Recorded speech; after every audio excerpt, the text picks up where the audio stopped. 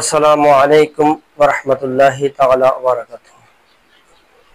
আলহামদুলিল্লাহি রাব্বিল আলামিন ওয়াল আকিবাতু লিল মুত্তাকিন ওয়াসসালাতু ওয়াসসালামু আলা আশরাফিল আমবিয়াই ওয়াল মুরসালিন। আম্মা বা'দ। সুপ্রিয় দর্শক ও শ্রোতাবৃন্দ, যে যেখান থেকে দেখছেন সবাইকে মাহে রমজানের বার্তা অনুষ্ঠান থেকে জানাই শুভেচ্ছা ও অভিনন্দন। প্রতিদিনের ন্যায় ধারাবাহিকভাবে আজকে আমরা আলোচনা করব অপরাধমুক্ত সমাজ বিনির্মাণে রোজার ভূমিকা। রোজা তথা সিয়াম সাধনার এক মাসকালীন প্রশিক্ষণমূলক অবদান অত্যন্ত সূক্ষ্ম, ব্যাপক ও গভীর। রোজা মানব মনের যাবতীয় কুপ্রবৃত্তির উপর শক্ত লাগাম লাগিয়ে দেয় এবং রোজাদারকে যাবতীয় নাফরমানের কাজকর্ম থেকে বিরত রাখে।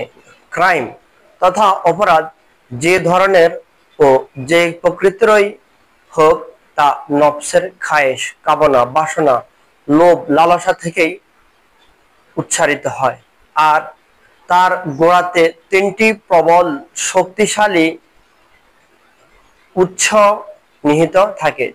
প্রথমত লোভ লালসার শক্তি, দ্বিতীয়ত যৌন স্পৃহা ও কুপ্রবৃত্তি, এবং তৃতীয়ত হচ্ছে অহংকার, অহমিকা, দাম্ভিকতা বোধ। রোজার প্রশিক্ষণমূলক প্রভাব রয়েছে এই তিনটি শক্তির উৎসের উপর। এক্ষেত্রে রোজা বিভিন্নভাবে অপরাধ মুক্ত সমাজ গঠনে গুরুত্বপূর্ণ ভূমিকা পালন করে থাকে।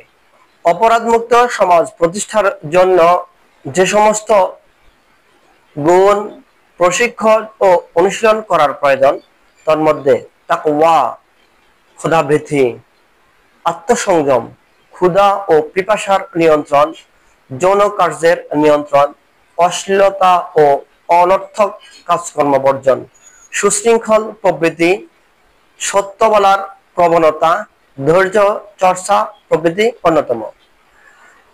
মানুষ যাতে এসব গুণ লালন করতে পারে, একটি মাস ধরে সিয়াম মূলত তারই বিজ্ঞানসম্মত ব্যবস্থা নিয়েছে। অপরাধ মুক্ত সমাজ প্রতিষ্ঠার লক্ষ্যে এই সমস্ত গুণ সৃষ্টি ও প্রসার ঘটানোর ক্ষেত্রে সিয়াম তথা রোজাই বলিষ্ঠ পদক্ষেপ। সুপ্রিয় দর্শক ও শ্রোতাবৃন্দ, মাহে রমজানের বার্তা অনুষ্ঠানটি প্রতিদিন দেখার আমন্ত্রণ জানিয়ে আজ এখানেই শেষ করছি। আসসালামু আলাইকুম ওয়া রাহমাতুল্লাহ।